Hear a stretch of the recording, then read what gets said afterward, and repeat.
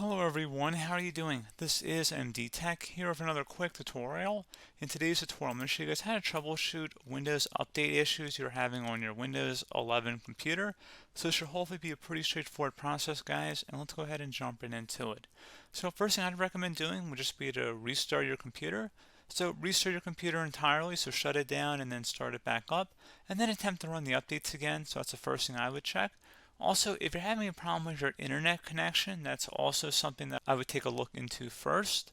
Because if you don't have internet, you can't download Windows updates from the internet. So that makes sense to me. So hopefully that makes sense to you as well. And if you're still having a problem, we can go ahead and run the Windows Update Troubleshooting utility, which is built into Windows. So that's definitely something that I would recommend taking a look at. And we're going to locate it by right-clicking on the Windows Start button, and we're going to select Settings. Select on the left side where it says System, and then on the right side you want to go down underneath where it says Troubleshooting. Go ahead and left click on that, and then select Other Troubleshooters on the right side. Select Windows Update and then select the Run button.